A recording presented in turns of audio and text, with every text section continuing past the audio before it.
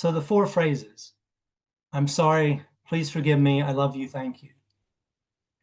When we speak these phrases sincerely, these words do truly heal memories. They do truly heal relationships, and they truly do heal entire lineages. But for a lot of people, the immediate reaction is skepticism. It can't be that simple. The power of Ho'oponopono is in its simplicity, but that simplicity, it can feel, and I'm sure I felt it myself in the beginning, it can feel kind of alien in a world which was really heavily conditioned for things to be complicated. You know, if you're still identifying with the old story of my problem is massive, so I need a solution that's equally massive. We've all held that story. For people who still carry that story, where they feel that the solution has to be equally complex to the problem, Ho'opono almost feels like an insult, like being told you can dismantle a skyscraper with one blow of a hammer.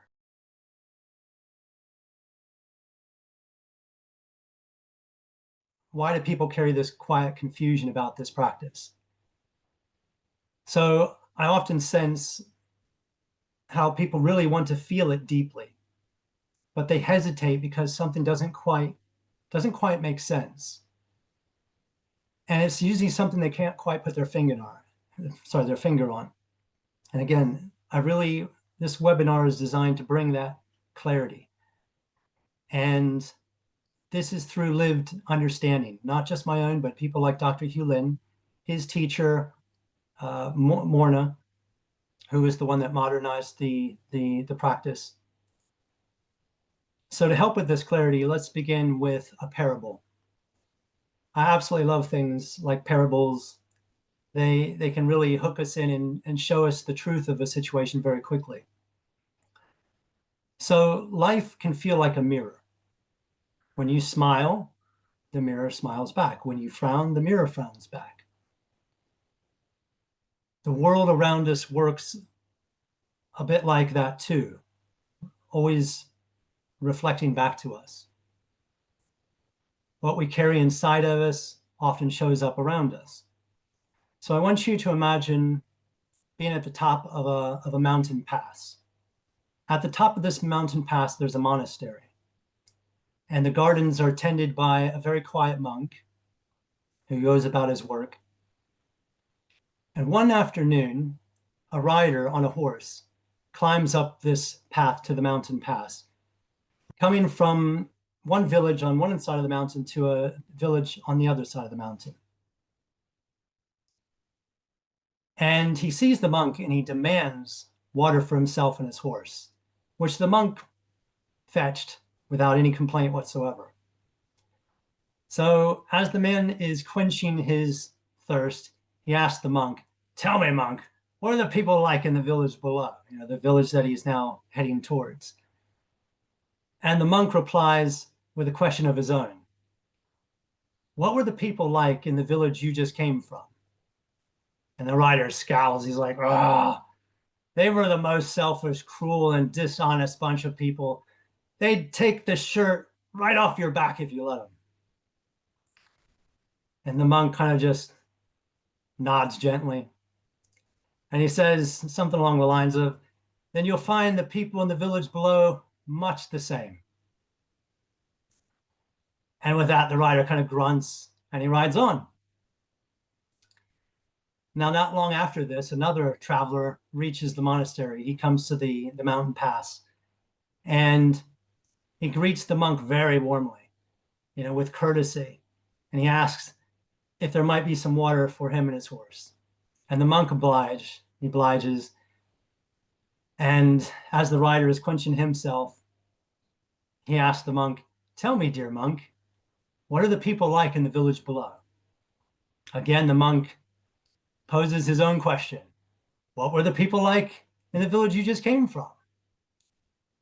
The rider smiles. Oh, they were a kind, friendly bunch who would give you the shirts off their own backs. They would just give you their shirts. And of course, the monk smiled Big smile. Mm-hmm. Then you will find the people in the village below much the same. The lesson is very simple. I'm sure all of you've got it very quickly. The world is reflecting what both of those writers were individually carrying. You know, the writer who was holding suspicion, he's destined to meet suspicion wherever he goes. The writer who carries gratitude meets gratitude wherever he goes, or she. So like one of the quotes from Star Wars, wherever you go, there you are. You know, the writers didn't meet different villagers, they met themselves. You know, the writers aren't really discovering what the next village is like, they're discovering what they're like. And the monk isn't lying, he's literally just reflecting back to them. Our human system is a mirror system. Like I said, when you smile, the mirror smiles. When you frown, the mirror frowns back. So you can see life is like a mirror. What you see in the world often shows you something in yourself. When you feel anger, fear, judgment, the mirror is just showing you a part of your own heart that needs attention. And I find that Ho'oponopono is a way of cleaning the mirror. That's truly how I see it. That's how I see it these days. If the human system is a mirror system, and it really seems to be, you know, you just have to look at your life, you see where you're looping. When you continue to deny the loop, when you continue to deny what's holding you in that loop, because that's what will happen. The mirror will hold you in the loop through denial. If you're not willing to see the reflections in life, the same patterns appearing again and again, if you deny that stuff, the mirror holds you in a loop until you do. That's just how it works. When you can actually see the reflection, and the way to see it is through self-reflection, the mirror opens a door. So this is, for me, very much linked to Ho'oponopono. So now let me take you a little bit deeper. I want to take you into the lineage of Ho'oponopono itself. I think this is really important. So in our modern times, Ho'oponopono is known as 4 phrases. That's how most people come into it. The entry point are these phrases. I'm sorry, please forgive me, I love you, thank you. And, you know, these words are simple and they're memorable, but they're really not the entire practice. And this is where a lot of the confusion around the phrases comes from.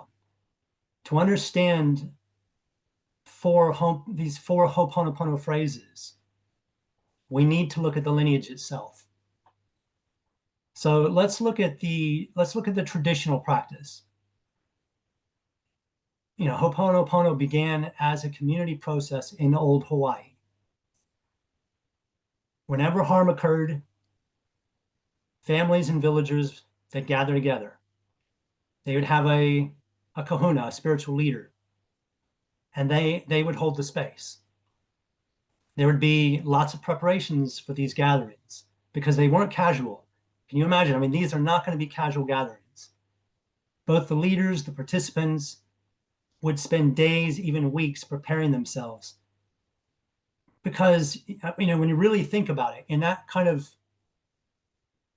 collectivism versus individualism where we're at today, in those collective environments where you are being brought together to do this kind of reconciliation work, the stakes were very high. You know, just really think about it. The accuser and the accused would face one another directly in these gatherings. Some people would come with anger, some with grief, some with a thirst for serious revenge. and to a lot of people, that revenge would look justifiable in a lot of cases. So in these gatherings, the kahuna, the spiritual leader, their role was to keep the group steady through what was a very intense process. And, you know, they would guide the group through the acknowledgement of hurt, witnessing everybody's stories, and then, of course, the possibility of forgiveness. And then at the very end of the process, people would have to make their own very significant choices.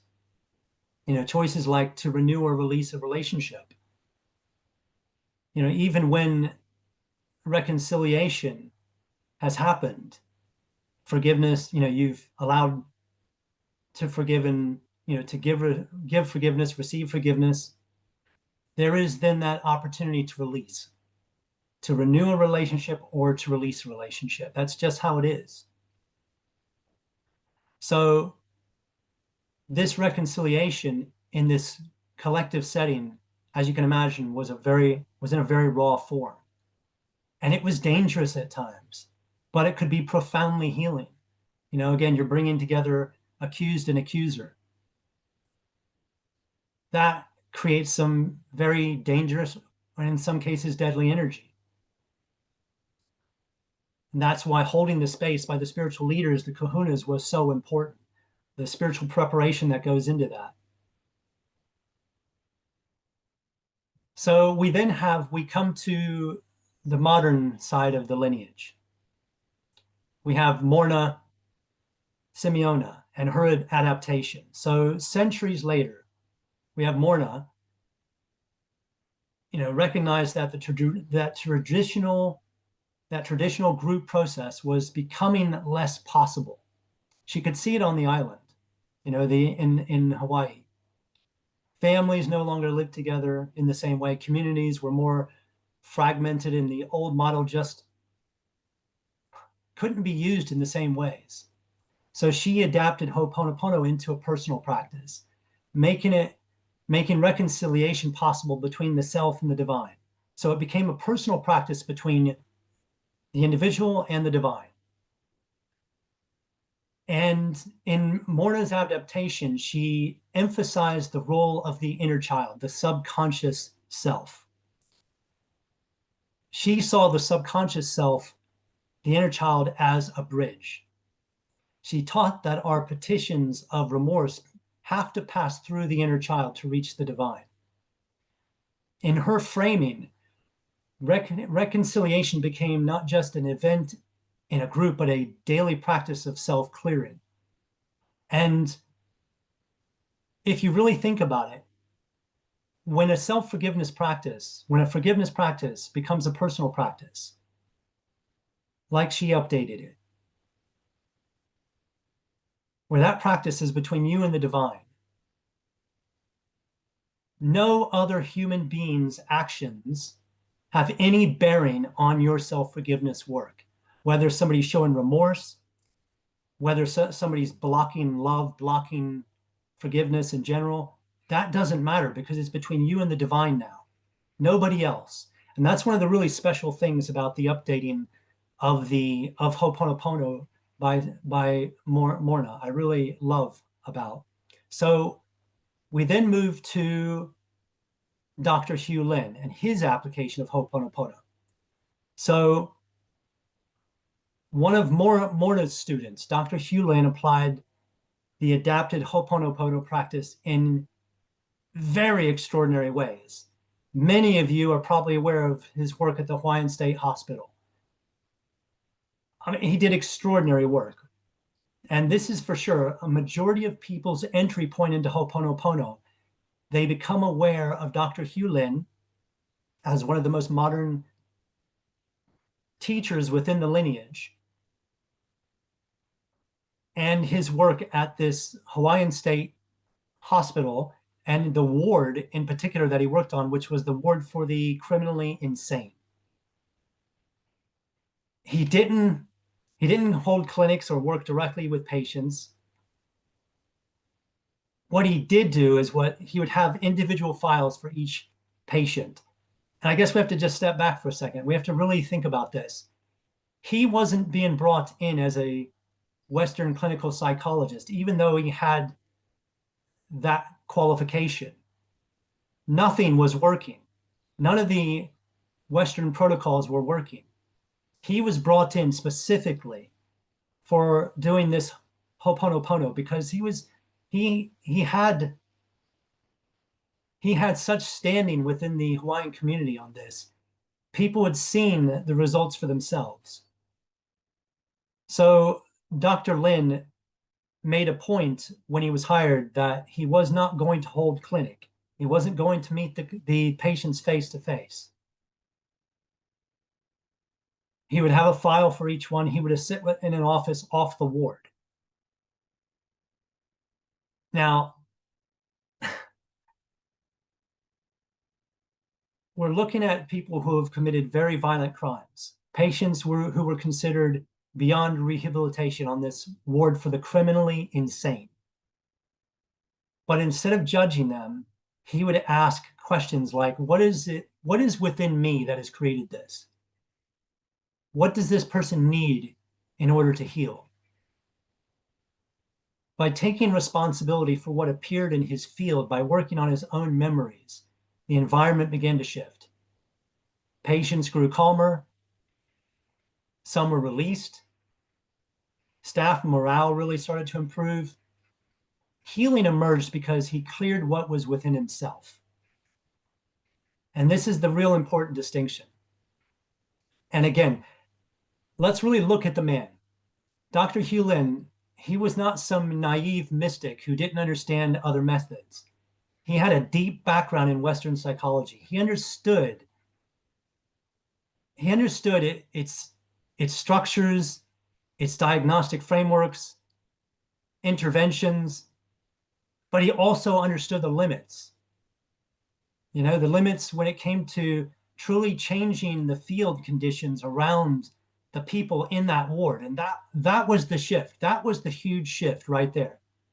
What happened at the Hawaiian State Hospital shows perfectly that, these conventional methods, psychoanalysis, behavioral therapy, medication, all of that stuff had been exhausted.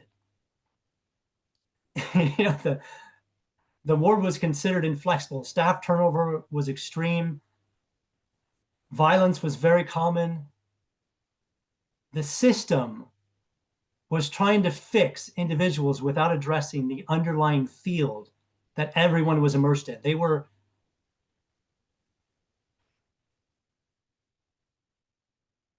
trying to heal they were in a sense, they were speaking to the form and not speaking to the field. And the field is there's this underlying energy field that connects all of us, binds all of us together, including all of our thoughts, our feelings, our emotions, our memories. This one field binds it all together across all dimensions of reality.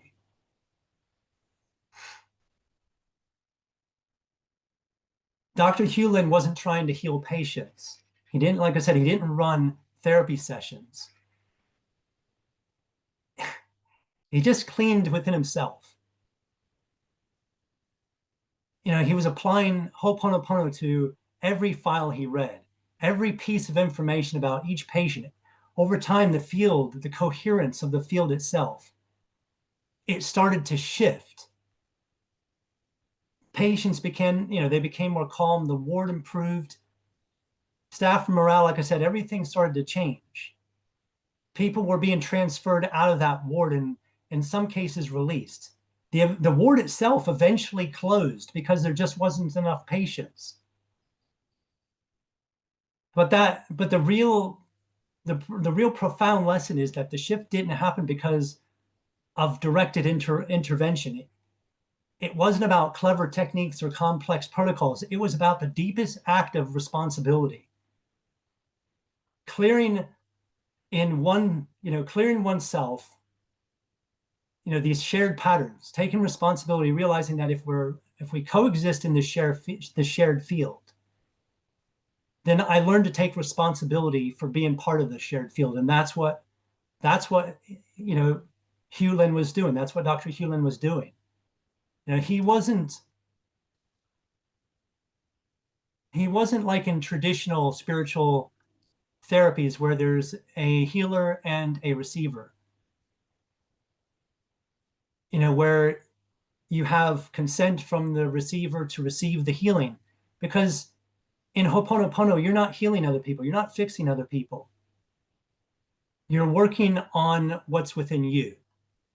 This is the real important distinction here. And I think this is why why Ho'oponopono, the simplicity, is truly deceptive. It doesn't look like it should work, you know? So, but when you look at this through first principles as an example, it is because precisely that it bypasses intellectual complexities. That's its power. You know, Hew Len knew Western psychology inside and out. You know, if complexity had been the key, he'd have used it. It was being used, it wasn't working. Instead, he kept to his practice. 100% responsibility. And that is what literally dissolved an unsolvable situation. And I get it. A lot of you perhaps have heard that story. But what a lot of people don't know when they tap into that background, when they come around, you know, read that background, they find it on the internet, they find it in stories at events, or like I've just passed it to you now. What a lot of people don't know when they read about the background is his story at the hospital where I can't even remember, it was on YouTube where he actually talks about this himself. You know, he literally spoke the words himself, and that's what made it more powerful. He said the biggest change did not come from his work with Ho'oponopono for the patients. The biggest change came when he realized that the bigger problem was actually the judgment from the staff towards the patients. That was what was creating the biggest friction, because ultimately he realized he was literally watched on one episode where a patient was abusive towards a staff member, and one of the other patient, sorry, and the member of staff said about, you know, the patient, it called him like you're an insane. It called them insane and some expletives. And one of the other patients said about the staff member to Dr. Hew Len, the staff, no, that's right. There was then, after that, sorry, I'm trying to recall it. After that staff member verbally abused the patient, the patient physically abused the staff member. And then one of the other patients said to Dr. Hew Len, the staff member had it coming because the staff members were very abusive towards the patients. So you have to look at it in a different way. How can you be a part of somebody's healing journey if you're judging them? This is a huge question you have to ask yourself, especially as a healer. How can you be part of somebody's healing journey if you're judging them? But you don't have to be a healer. This is just everyday life. How can you be a part of a family member, a friend's healing journey, if in some way you're judging them?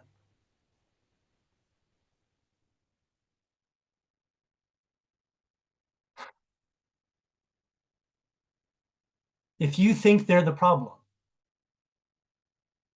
And this is the real big shift that took place in Dr. Hew Len. He realized he was judging the staff who were judging the patients. So the real change in relationship came when he clocked that, when he really saw that, and he stopped judging. It's at this point he started doing the work of judgment. He stopped judging the staff who were judging the patients, and he related in this story on YouTube his own daughter, an experience with his own daughter as an example. He said when she was a young adult, he would judge her choices, her lifestyle, her direction in life, her very direction in life. And then he realized that once he let go of judging her, she was allowed to be herself, because there was no longer any tension between what he believed was necessary for her life or what he wanted for her life. There was no more tension, you know. And that's like, think about it in your own relationships. When you're judging people, because all minds are joined, if you don't think people can sense the judgment, you see it. You can see them walking around on eggshells so they don't irritate you even more. So you don't judge them even more. We see the eggshells all the time. We walk around on eggshells because we can sense that people are judging us. So in his relationship with his daughter, there was no more anxiety in those channels between them. She was free to be herself. And this is what really created the biggest change at the mental ward, at the hospital for this Hawaiian State Hospital, and this ward in particular for the criminally insane. This detail changes the entire understanding of what actually happened at the state hospital. Even though Dr. Hew Len was making progress, it reframes Ho'oponopono as not just cleaning data, as Dr. Hew Len was famous for saying, in some abstract way, but as a radical act of removing judgment at every level of the field. Hew Len realized the patients weren't the central issue. The staff carried resentment, disgust, fear, superiority towards the patients, and that judgment saturated the field that everybody was in. The hospital had its own field, and it created a feedback loop. Staff saw patients as monsters. Patients reacted to being treated as monsters, and the entire system hardened into a deadlock of mistrust and hostility. Again, I refer you to our everyday lives. Recognize all of this taking place in our own lives, in our own heads. Most of us have a mental ward in our own heads. I know it feels like that way for me sometimes. So when Dr. Hew Len recognized that his own judgment of the staff was part of the same pattern, the field dynamic became crystal clear. The problem wasn't the patients or the staff. It was the entire judgment construct that every participant, including him, was reinforcing.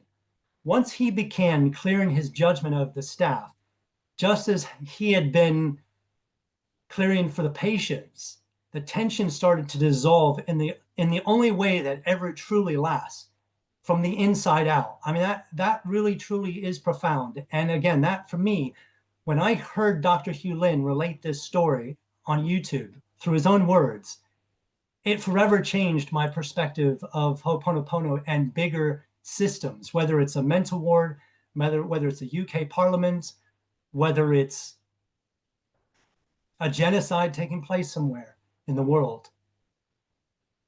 This created the biggest shift in me around Ho'oponopono. Right, so we then go to, from Dr. Hew Len, I want to stick with the lineage. So let's look at the 4 phrases. So we're sticking with the lineage. We're coming all the way up to this moment. So it was Dr. Hew Len, when he worked with author Joe Vitale, and it was at this point when Ho'oponopono became more mainstream through the book Zero Limits. It was at that point where the 4 phrases became widely known and repeated. That literally was the practice. This, for many people, this was their contact with Ho'oponopono. But it was also that that simplicity around those 4 phrases that really can obscure the depth of Ho'oponopono. And this is why this webinar has come into being. These 4 phrases are not a magic formula. They are only a doorway. As far as I'm concerned, they're a doorway. The real heart of Ho'oponopono remains what it always has been. It's reconciliation, self-reflection, and responsibility for the shared field. Yes, the 4 phrases have become a very big part of modern Ho'oponopono.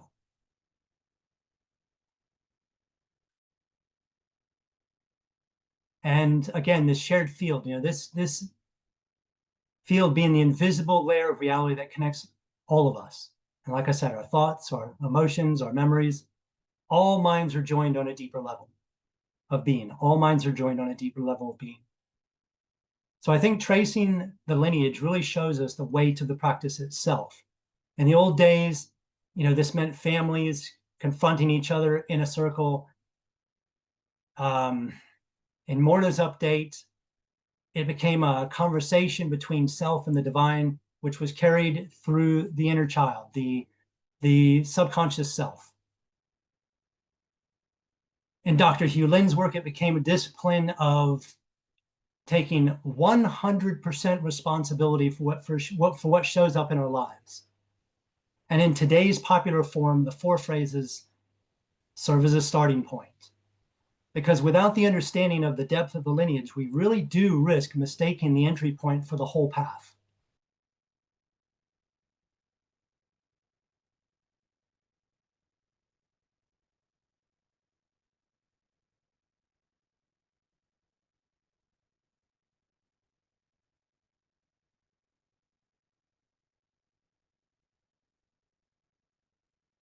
So the 4 phrases: I'm sorry, please forgive me, I love you, thank you. When we speak these phrases sincerely, these words do truly heal memories. They do truly heal relationships, and they truly do heal entire lineages. But for a lot of people, the immediate reaction is skepticism. It can't be that simple. But the change is not saying the words. The challenge itself is not saying the words. The challenge is understanding what they mean and allowing them to open the door to reconciliation. And Ho'oponopono, I'm sorry, is an acknowledgement. You're acknowledging something like, something has appeared in the field that I share with you, and I'm willing to take responsibility for my part in it. That's I'm sorry. Something has appeared in the field, and you're acknowledging that something has appeared in the field and that you're willing to take responsibility for it. Let's say that field is a house, that you live in with other people. That's your shared field, your personal shared field. You have a bedroom, there's communal spaces. Let's say it's like an apartment share, a flat share, where 4 adults share a 4-bedroom house. So a house share. They're not family, they weren't friends. They came together through the need for a shared accommodation. Their shared field on a very personal level is that house. If you expect the average person on an average day, especially in these modern times where we have so much turbulence, so much tension in all of our relationships, to be taking 100% responsibility for that shared field of that shared living space, you probably need to search deeper.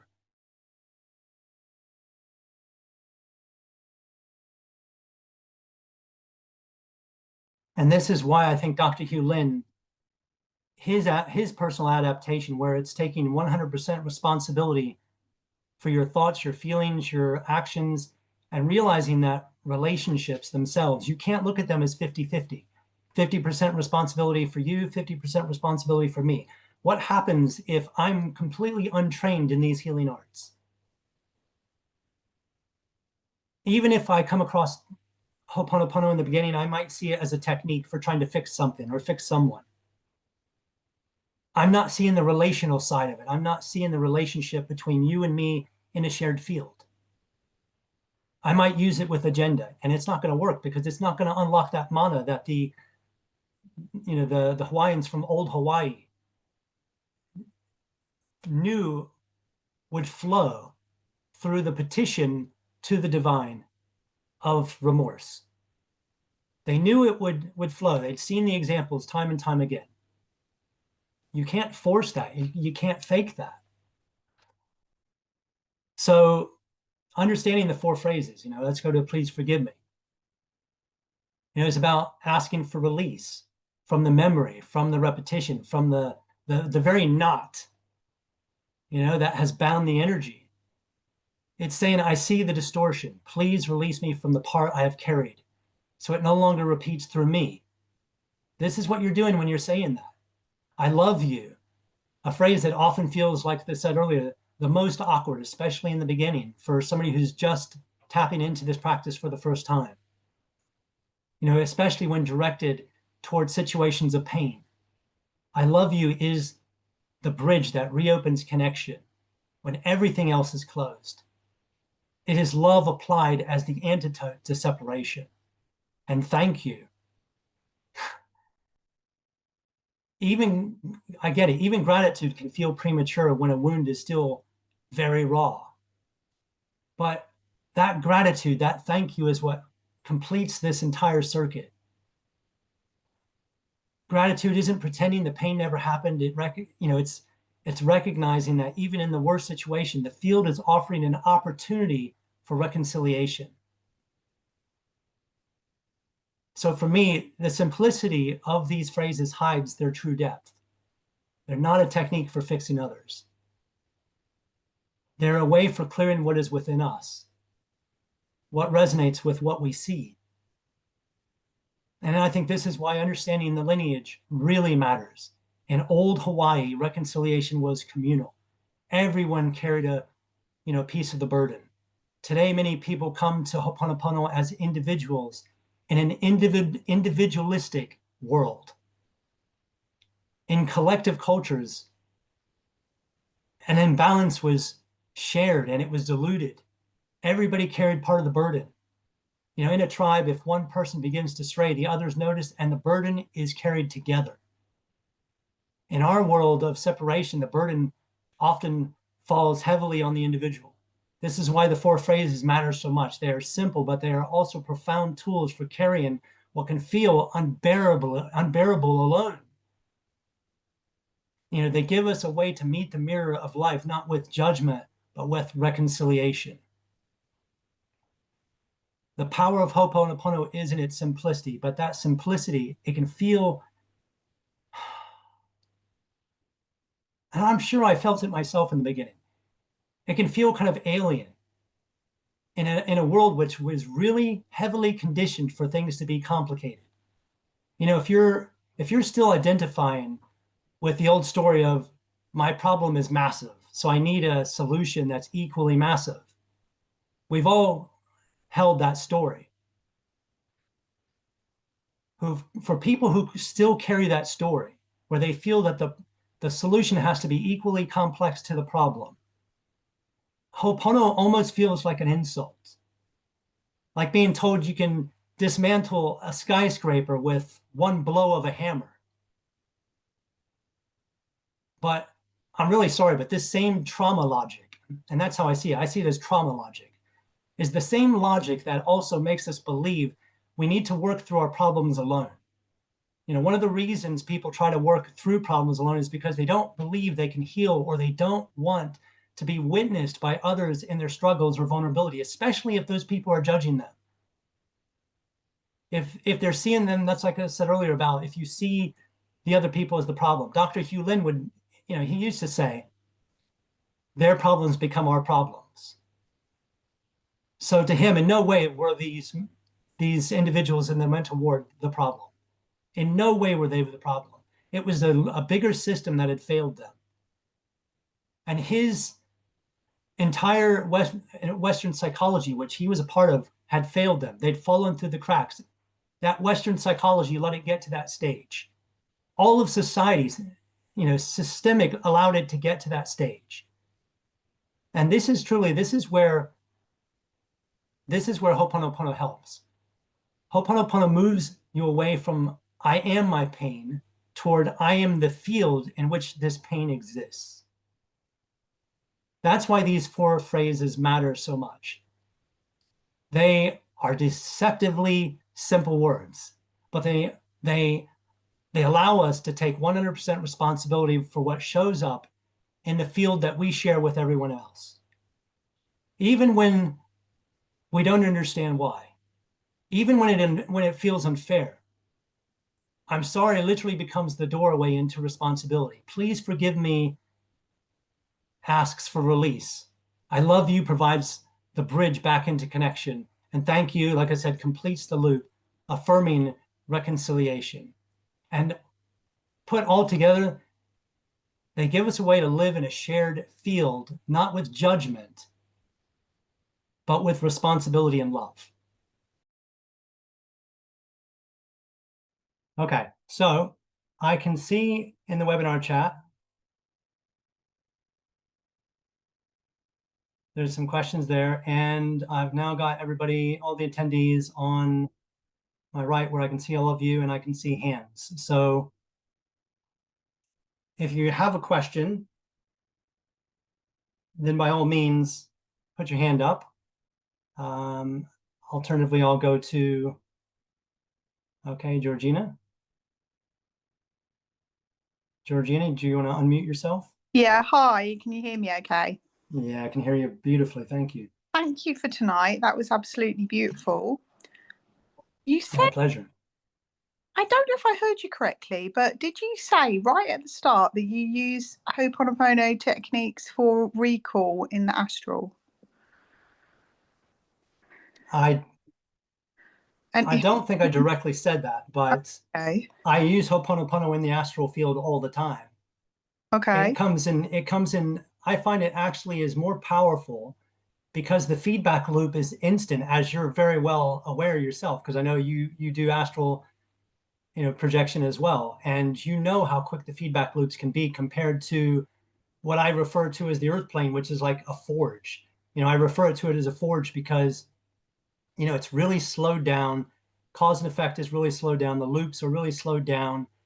Sometimes you don't see the effect of something for days, whereas in the astral you witness the effect pretty instantaneously. So I use Ho'oponopono in the astral field all the time and get very instantaneous experience from it. So for recall, if you're having issues with recall, yeah, I would certainly clear the memories. You could say things like, oh goodness, what would be a good one? You could say, because this is, I think what I was talking about was the memory with regards to the human amnesia. And I have alluded in the past to using memory mantras where I'm taking responsibility for things that have been partitioned. My memories before this life, my memories as a being before entering this system as a non-human intelligence. I use memory mantras a lot in this way. I involve my team a lot. So I involve my soul collective, with my awareness of who they really are, because for a lot of people, it seems very mystical. What is a guide? What is a helper?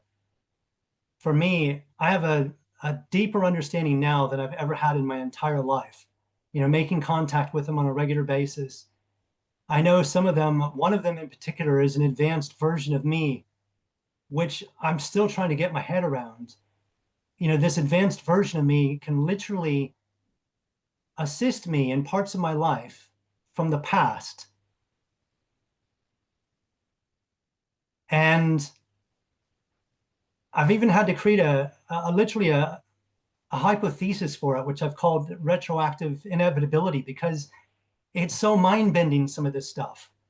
I haven't even become this advanced version of me yet, but yet he's there. It's absolutely insane when you look at the mechanics of this. So I involve them. I ask them things like, I ask these advanced parts of me, these future parts of me to adapt my space-time, so space-time being physical reality, my space-time beliefs and filters. I sometimes repeat these things again and again and again.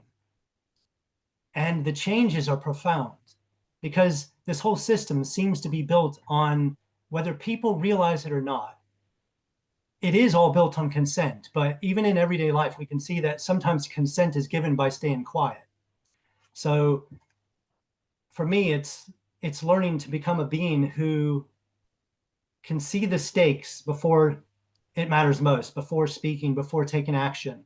But yeah, if your question was around the memory stuff, I can pass along to the group that you're in. I can pass along a memory mantra that I think would help a lot, whether it's for astral memories, because sometimes astral experiences are very long and you can forget some stuff, or if it's just remembering a much bigger picture. I've got a brilliant memory mantra for that.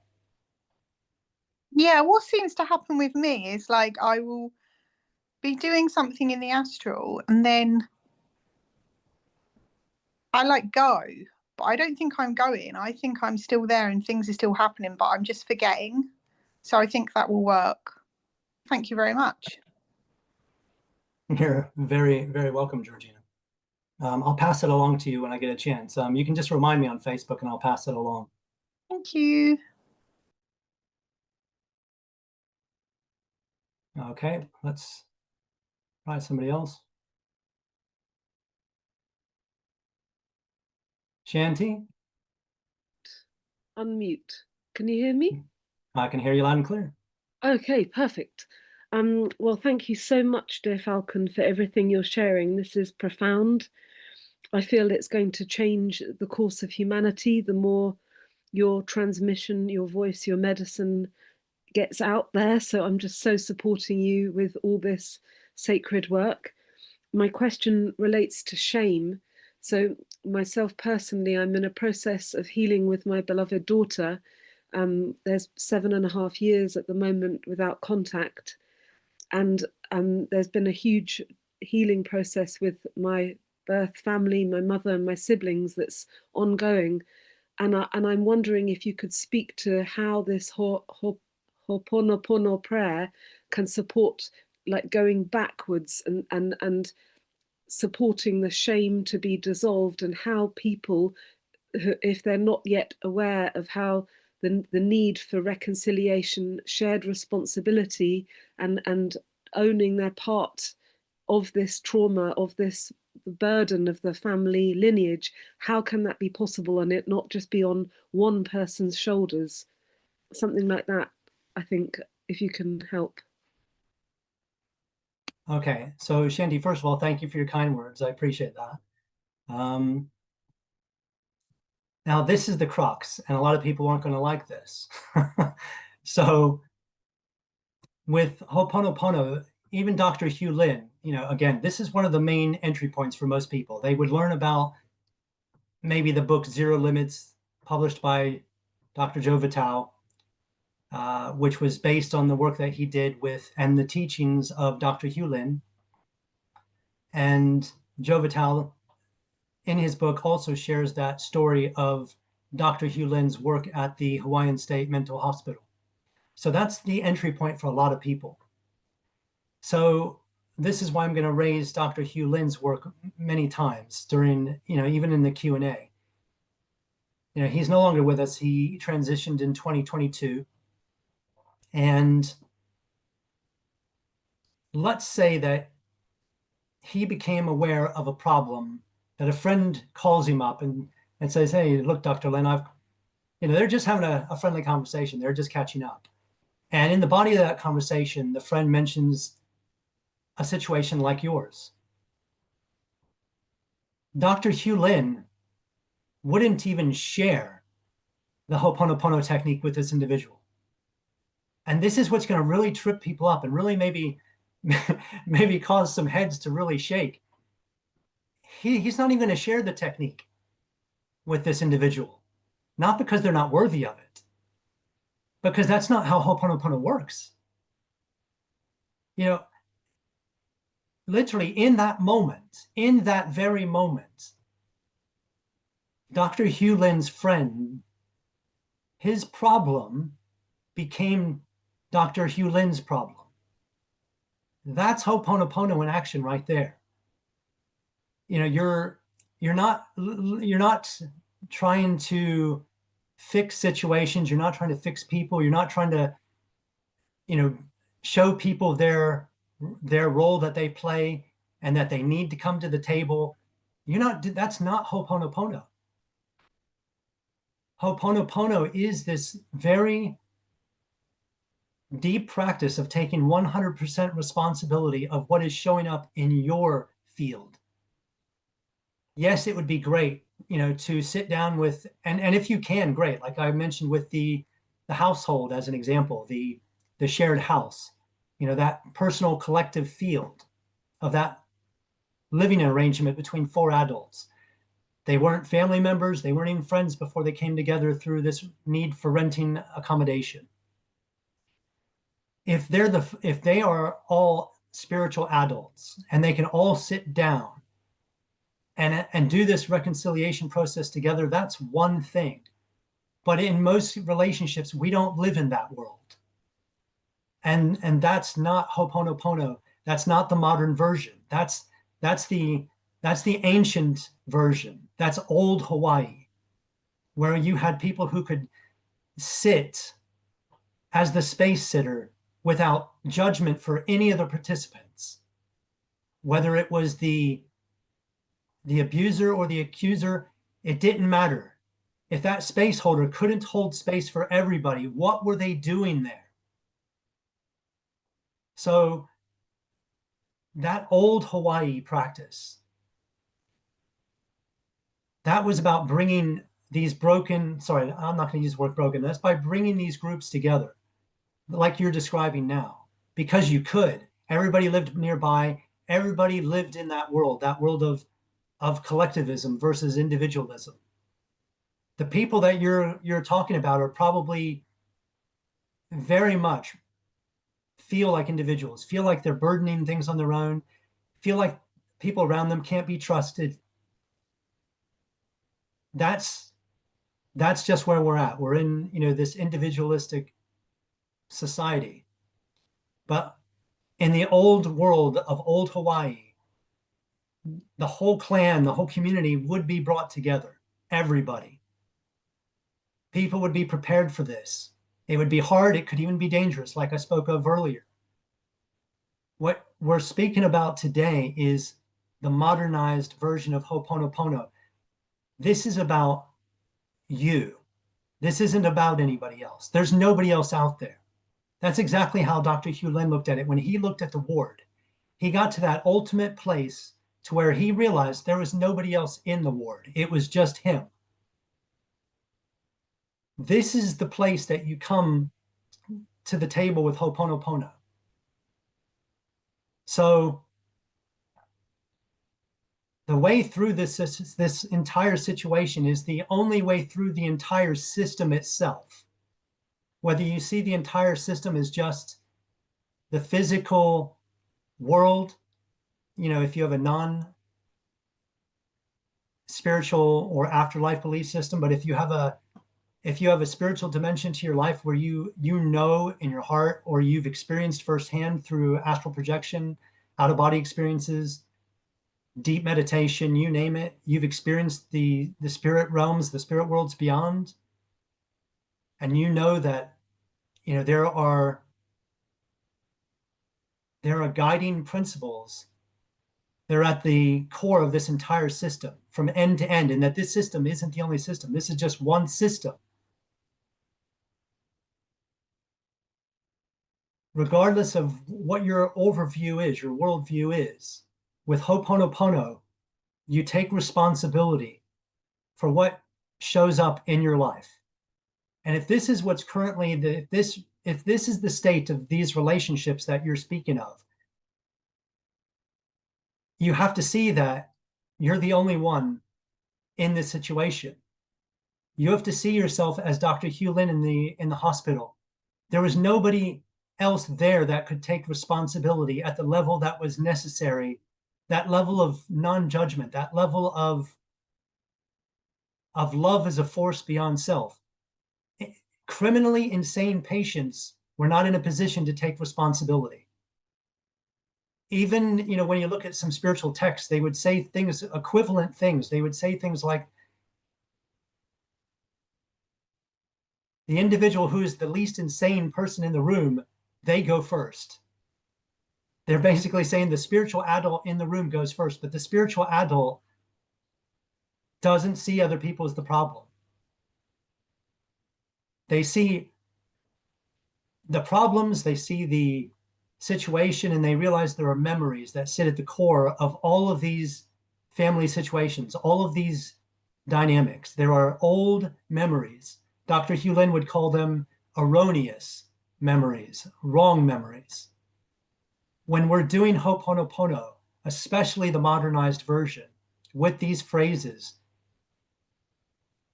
and the way that I practice it, I don't just practice 4 phrases. For anybody that's seen my posts on Facebook, I rarely just use the 4 phrases when I'm showing people how I do my work, how I do my Ho'oponopono practice.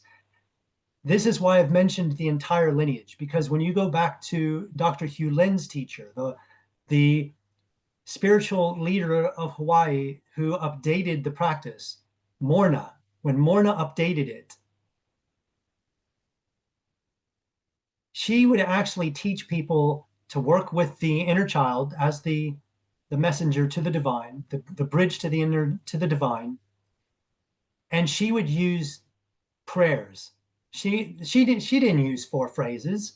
That wasn't a thing back in the 1980s when she updated the practice. That wasn't a thing. That didn't come until the popularized version, when Zero Limits, the book Zero Limits was published. That's the ultra modernized version of it. But Morna, her version was, so if this was me, if I see this situation through your eyes, I would sit in practice and I would say something like,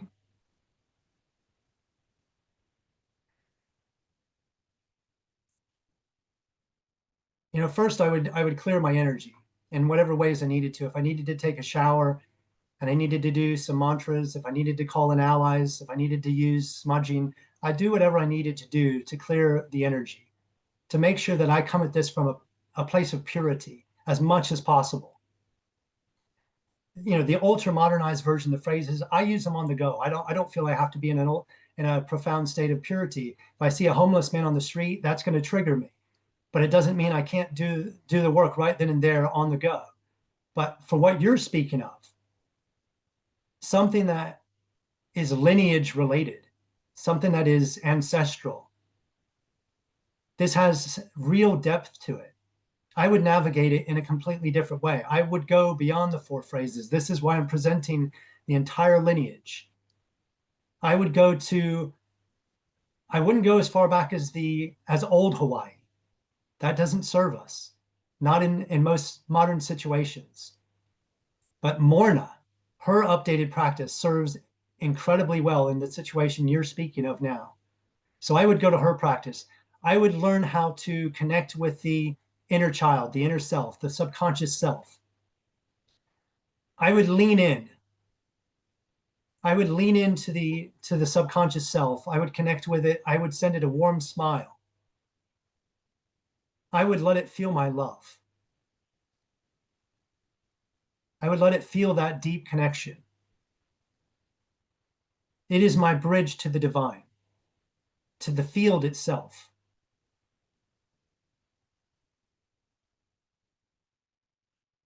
At this point, I might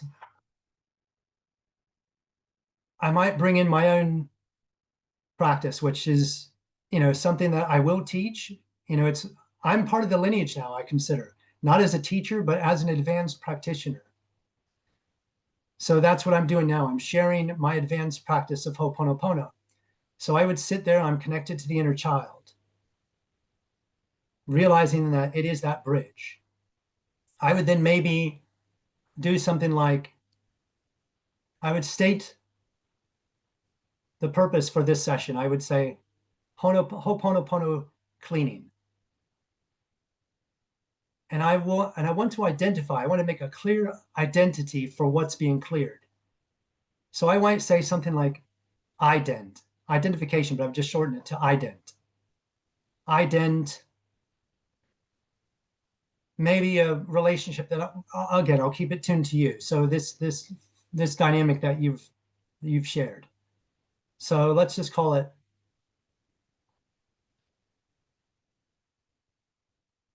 family reconciliation. So ident family reconciliation. And in my mind, I'm seeing everybody involved, everybody connected to this situation.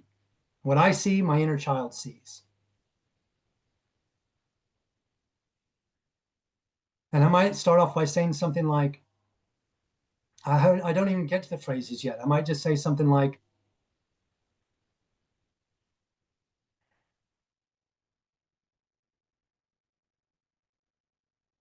I see the pain that's being held here.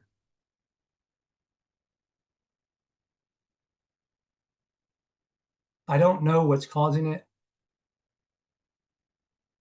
and I don't really need to know, but I see it. I'm not blaming, I'm not shaming.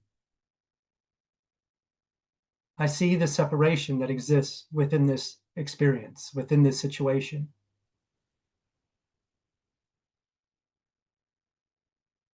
I'm holding in my thoughts all the people involved.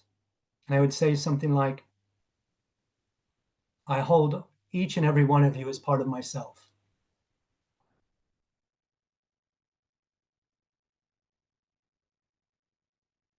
From here, I might recite a special prayer that I created specially like Morna would have done when she updated the practice, because she was well known for doing these prayers.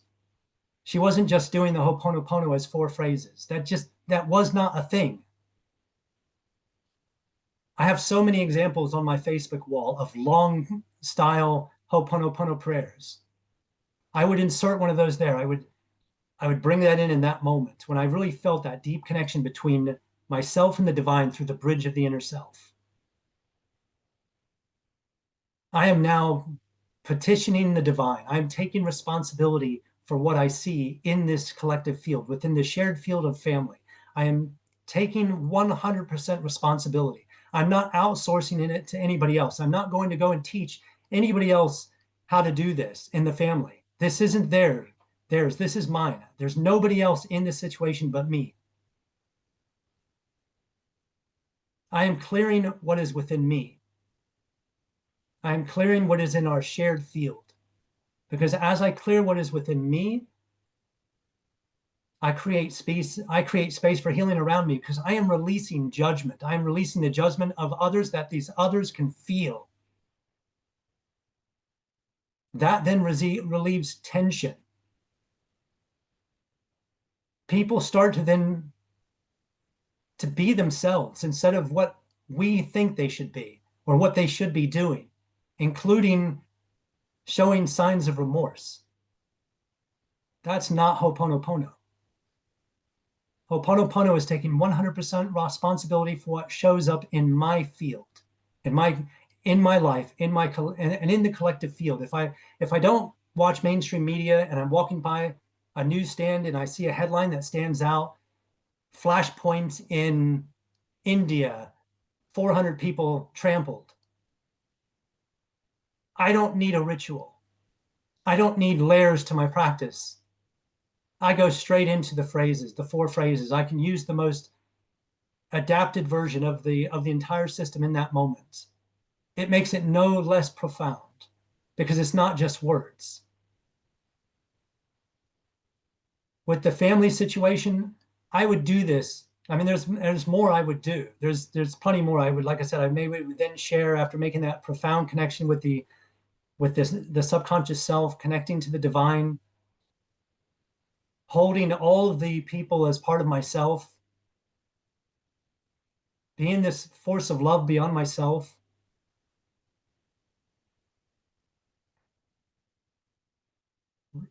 I would say the prayer at that point. Maybe the 4 phrases want to flow. Maybe that wants to flow, and they start to flow. Let's say maybe this whole practice, I've dedicated maybe half an hour to it. And then at the half an hour, whatever it feels right, I then release this to the field itself. I release this to the divine because I don't hold an agenda. I don't need it to be healed in my timeline. It gets healed, in the way that it's and the reconciliation happens the way the reconciliation now happens is out of my hands. But there are things that are still in my hands. But the mana flows through the divine, not through me. It throws through that way. It takes all control. In Ho'oponopono, there is no control. You have no control over the healing of others because you're not healing others. You're healing yourself, and you're healing the connection with others through the shared field, the old memories that you share, the old fears that you share, the old judgments that you share. All of that is for me to claim and to do the healing work around. I might call in the ancient Hawaiians, I might call in the love that comes from beyond this world, which is connected to all healing, and I ask it to surround this situation. I'll blend practices. That's when you know you've owned a practice, when you're at one with a practice, when you've made it yours. You've added stuff to what you've been taught. My Ho'oponopono practice, most people that would watch me as a fly on the wall would see components of it. But they see something much more. They see a man who has taken absolute agency over the healing of myself, my family, and my community. I'm not waiting for other people to do it. Especially the insane parts of my lineage, like Dr. Hew Len. He didn't put the patients in charge. He didn't teach them the practice. Their problems were his problems. I promise you this. I promise you this.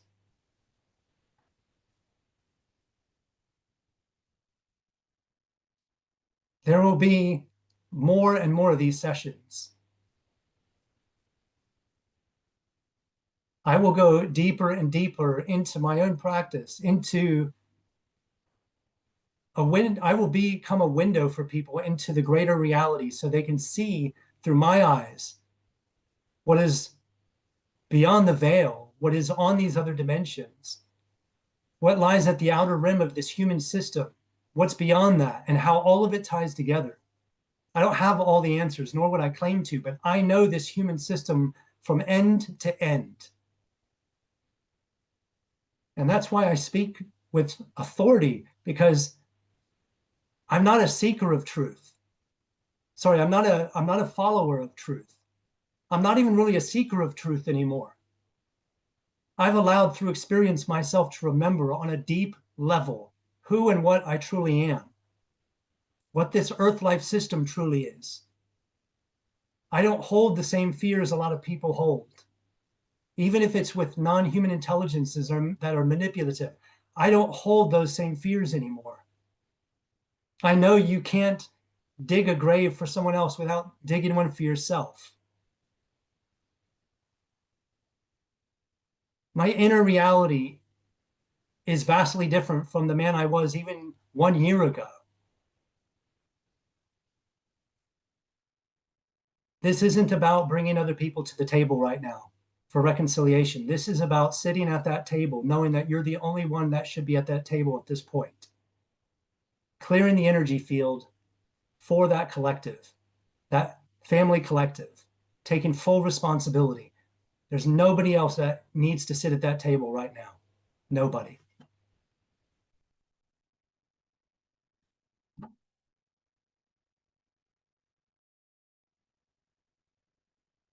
ML, do you want to unmute Okay. yourself?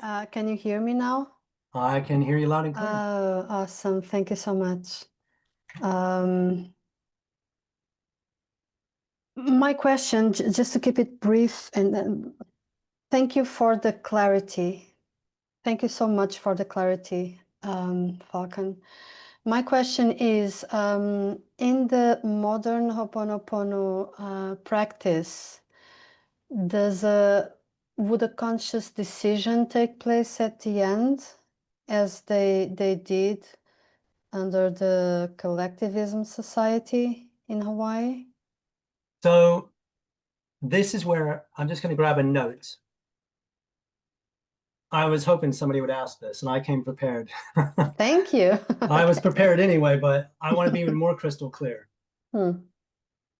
So I would then see, this is where things then get bolted on to my Ho'oponopono practice, exactly where you just went. So in old Hawaii, yes, they would have made the decision at the very end, regardless of the forgiveness work. So if the accuser forgave the accused and they made peace and everybody had inner peace and it was genuine, it was authentic, it was sincere, there was still at that point where people would make a personal decision to either renew that relationship or release that relationship. That very much has a place in the modern practice. And I would refer you to Archbishop Desmond Tutu's work on this. He had what he called his fourfold path to forgiveness. And this was brought about with his powerful work that he did with the South African Reconciliation Council. Just imagine this, if you will. Imagine post-apartheid in South Africa. People held their breath. What's going to happen next? Is the country going to tear itself apart through revenge? Now that the system came crashing down, apartheid came crashing down, were people just going to exact revenge on their perpetrators, on their oppressors? The whole country held its breath. And largely that didn't happen. There were people already working in the background, people like Archbishop Desmond Tutu. And they had put together this reconciliation council where perpetrators were brought in to what they were specifically called. They weren't courts, they were tribunals. And there would be this path to forgiveness. Those who were abused were allowed to tell their story. You know, this restores dignity. Sharing what happened to you brings truth into the light and begins the healing process. And this is what the kahunas of old would have done. By allowing people to tell their story, they're allowing the restoration of dignity. Because most times, you know, in our family environments, how often do we allow people to just share their story without any judgment from us, without any motive, without any need to be right, but just to let somebody tell their story, whether it's 100% accurate or not, letting them tell their story of hurt, of harm, restoring a level of dignity for them. So, you know, they're telling the story, they're naming the hurt. So this practice, it gives you precise words to your pain. It was, you know, my hurt was betrayal. They betrayed me. It was shame. You know, being able to precisely name it then helps contain it, and you know, before its ultimate release. Because in most cases, by us not naming things, how can we release something we can't even put a name to? So then came the moment of granting forgiveness. You know, this is part of that fourfold path. You know, you're choosing freedom. You know, forgiving in this case is not about the other. It's about releasing what binds you to this situation. And then, of course, that fourth step is that renewing or releasing of the relationship. You know, this decision, you decide, rebuild or move on. Both are conscious. Both of these are conscious, very soulful choices. And it is not up to anybody else. It's up to you. So yes, even in the very modern practice, this holds weight, 100%. Thank you so much. This makes so much sense, even in my life, my current life. This is happening actually. Okay. I got it. Thank you. You're very welcome. Thank you very much for sharing that.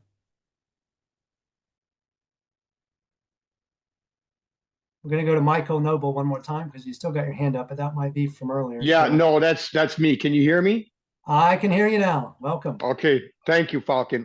First of all, awesome stuff. Second of all, thank you so much for your videos on astral projection from years back, man. You got me out of my body. I appreciate you so much. But the reason why I'm talking to you right now is as I am coming out of U of T for mindfulness meditation studies, I will be writing meditations classes and breathwork classes and equine based meditation experiences for people with addictions in recovery. Would it be helpful? Like, I know I got to go in there accepting everything for myself and being part of the field, but I was wondering if I was to direct my practitioners possibly to use these 4 phrases and direct them towards the equines, like if these people don't have that much of a fifth density consciousness level yet, and they're still struggling with a lot of self-forgiveness. Could you give me any tips on that type of concept? Oh, absolutely. I mean, let me put it this way. When Dr. Hew Len says, look, if a friend comes and shares a problem with me, he wouldn't teach them the practice, their problem becomes his problem. In the work that you do, this isn't saying that you don't ever share the practice with other people. That's not what he's saying. So by all means, bring this lens to them for sure. But the way I would do this is the same, it's been for myself. First and foremost, this is about my practice. And this is about becoming, I wouldn't even say I don't need to be humble around this. Like you've just shown gratitude towards my teachings on astral projection, my videos on astral projection. These are areas where I'm happy to absolutely, thank you for your kind words. I do feel I have highly mastered the state of the out of body state and being able to navigate these other dimensional layers that for most people is a mystery. When it comes to Ho'oponopono, I just have a special level of humility, and so therefore for me it's a constant practice. It's developing that virtue of continual learning. So with Ho'oponopono, I'm always a student. So I would say for everyone, become a real advanced student of this practice. And from that place, you're able to share your personal experiences. And those personal experiences in themselves are so profound. And if you don't mind, Michael, would you mind if I share a personal Ho'oponopono story? Please do. So this was probably about a year or so into my practice. So this was years ago, almost 2 decades ago. And I decided as a practitioner, I wanted to share some of my stories on Ho'oponopono, and I wanted to offer people some guidance on using the 4 phrases. So I put up an event on Meetup, and I asked everybody to print off 10 photographs. A few photographs of themselves, maybe one in happy times, maybe one in times where there was more turbulence, some hard times, maybe some photographs of a few family members that are experiencing some challenges, and then to reserve the other handful of photographs for who we would consider evildoers, like maybe Goering from World War II, from Nazi Germany, maybe an unethical bank. I won't name any, but I'm sure you can figure out for yourself some unethical banks. He prefers to typing. What's that? Oh, I think I need That to wasn't move me. somebody else. No. Yeah. Okay, so hold on. I'm just going to remove a few people just from the conversation. So, okay, so I didn't remove them from the conversation, just from the ability to be able to talk. So I asked them to bring in these 10 photographs, to print them off. and that range of stuff, including, like I said, unethical corporations, you name it. Political figures, didn't matter.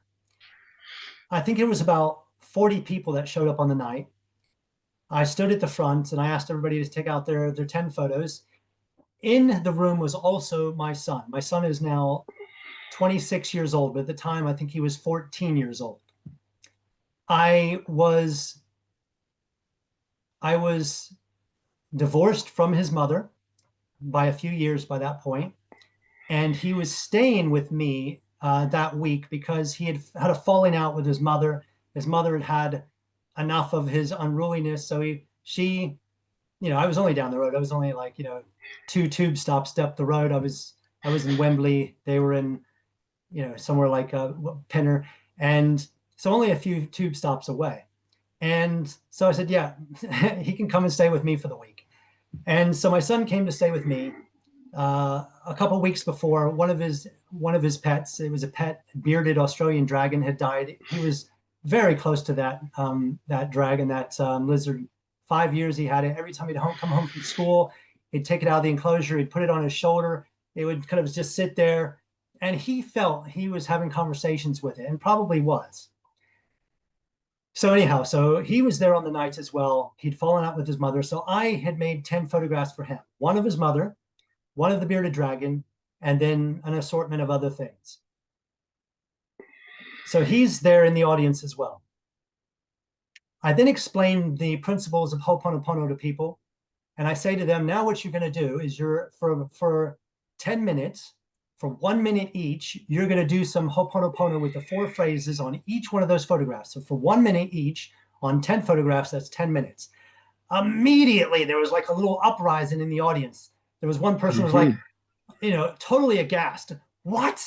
One of my photographs is of Hitler. You want me to take responsibility for Hitler?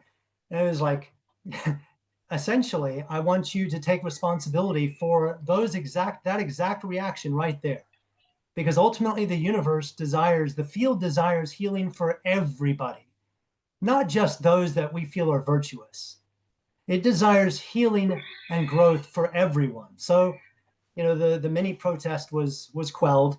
Everybody went about their 10 minutes of doing the taking responsibility for the old memories related to those individuals, to those photographs, whatever it was. They took responsibility for the shared field, their inner world that resonated with those photographs. And you might think, well, how do I resonate with a figure like Genghis Khan? Well, I mean, if you feel that they're, a mass murderer and you have feelings about mass murder, then it's for you to resolve how this stuff is dealt with in a modern times. Because in a collective field, is punitive punishment truly the only way forward? Is the death penalty truly the only way forward? Or is learning, that these are ways that truly have only just continued these destructive loops? Believe me, this is a whole entire webinar in itself, and I'm not going to just leave that hanging there. I'm going to do an entire webinar on what it looks like for sovereign beings and reconciliation when it comes to things such as these deep atrocities. I think it deserves an entire webinar of itself. But anyway, I'll continue. So people did their 10 minutes. I then asked them to pass their 10 photographs to somebody else. And then for 10 more minutes, a complete stranger, did 1 minute each on 10 of their photographs. Didn't know who the people were, didn't know what the photographs related to, including the personal ones related to maybe a mother, a sister, a brother, a friend. They didn't have any of the backstory. They didn't need any backstory because this is a shared field. All minds are joined on a deeper level. So healing can still continue even without knowing the actual cause of the wound. So after 10 minutes, I asked them to exchange one more time. So now another stranger had their individual photographs for 1 minute each, doing this Ho'oponopono forgiveness work for another 10 minutes on 10 photographs. That was 30 minutes in total. At that point, I asked everybody to take a break. Now, I had my mobile phone on silent alert in my pocket, so it was vibrating in my pocket. For the last 5 minutes of that half an hour session, it was going crazy in my pocket. So I asked everybody to take a break, go outdoors, get some fresh air, clear their minds, and then we'll come back and we'll have another half an hour session with 3 more people doing energy work. Sorry, doing self-forgiveness work on their photographs. So everybody went upstairs, except for my son, my 14-year-old son. My 14-year-old son walked up to me and he said, "Dad, right before taking the break, Mom kept calling me. I had my phone on silent, but Mom kept calling me and I kept sending her to voicemail. What should I do?" I said, "Well, why don't you go outside and call her back and see what she's calling about." So he went outside and my mind was already swimming in the possibilities. I thought to myself, how could that not happen, that my ex-wife calls, that his mother calls at that time when not only did he do 1 minute of Ho'oponopono self-forgiveness work on the shared field with his mother amongst 9 other photographs, but it then got past his photographs, his personal photographs got passed to 2 other people who also did some self-forgiveness work on an energy field, on a collective energy field for a situation they didn't have any clue about. So they couldn't even judge. They couldn't even judge if they wanted to. So in total, over 3 sessions between 3 people, there was 3 minutes allocated to his mother. Some would say that's surely not enough. It can't be that simple. My son came back from outside before everybody else returned. He said, "Dad, Mom rang me because she wanted to say sorry. She just suddenly felt like she needed to say she was sorry." He started to cry. He said, "Dad, how is that possible?" Yeah. Wow. Thank you so much. Thank you so much. So, That's Michael, yeah. I pass the baton to you. If you truly want to share this practice at its depth, first and foremost, you become one with it. You become one with it. And when you feel that you are at one with this practice, when you feel you can speak from the level, maybe not the ultimate clarity that, the level of clarity that I'm showing tonight, but at least the clarity that I showed all those years ago, to where I was able to hold a space for 40 people to do this self-forgiveness work in this way, to show them themselves through their own direct experience, because that's the power right there, Michael. It isn't theory, it's the direct experience. That direct experience for my son made all the difference. My son since then has now practiced Ho'oponopono for 12 straight years because of that night. He, in my eyes, fair enough, I've practiced a few years more than him, but I look at him sometimes, as a 26-year-old man, and I see a better man than myself. And that's how it should be with a father and son. My son should be a better man than me. And he is.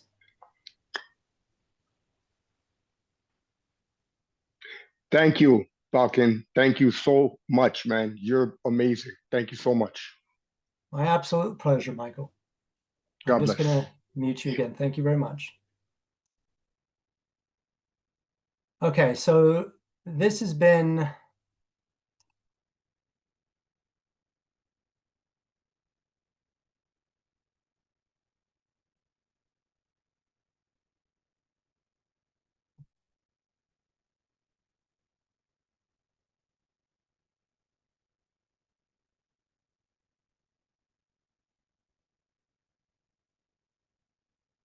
I think that's really, it feels to me like the natural conclusion for this webinar right there.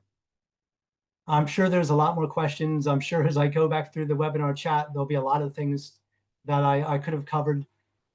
But this is in itself, this is 2 hours, and it really feels enough to me. I hope that through the questions that were fielded, that I hope that with those questions and the replies from me were enough for many of you to really understand the depth of this beyond just 4 phrases, because this isn't just 4 phrases. This is an entire lineage that sits behind these 4 phrases. These 4 phrases are just like the tip of the spear of Ho'oponopono. They can be used to great effect, but there is much more resource underneath that tip of the spear. There is an entire body, an entire lineage of wisdom, of knowledge and wisdom and experience. I would certainly direct all of you to that deeper lineage. Old Hawaii, do as much research as you can on the original system. There's a lot of material on YouTube. To go and have a look at Morna, her work, if I'm not mistaken, the Hawaiian government has anointed her as at the time she was, while she was still living, she was considered a modern living treasure for Hawaii. Her work, you can still find her work. You can find some of her interviews on YouTube. Her and Dr. Hew Len, who was, one of Morna's students, probably one of his most well-known students. They worked together for many years, bringing this to the world. If I'm not mistaken, they did some work with the United Nations as well. I don't know how far it went, and whether you trust the body or not, that's a different story. They did their utmost to bring this to more people. And even Dr. Joe Vitale, because I remember when I read his book, I knew there was much more to than 4 phrases. And it was really trusting to go deeper, trusting that I could allow myself to have to allow the lineage to unfold through my practice, that I could call upon the ancient Hawaiians, the ancient masters of Ho'oponopono, that I could call upon them in my own practice. Because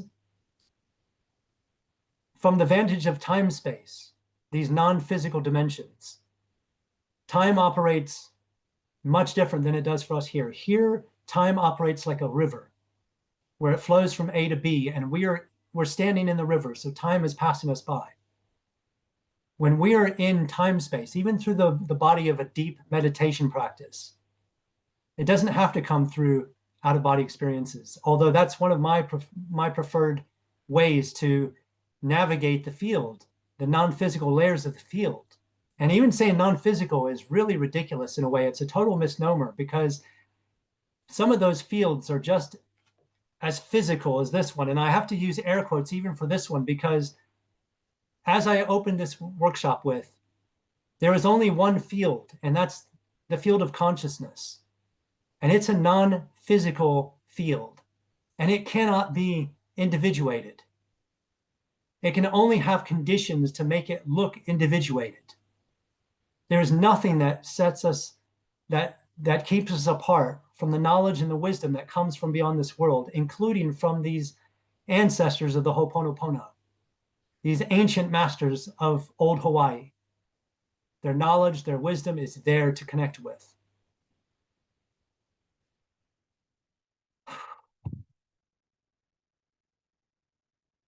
I want to say a big thank you to all of you for tuning in, and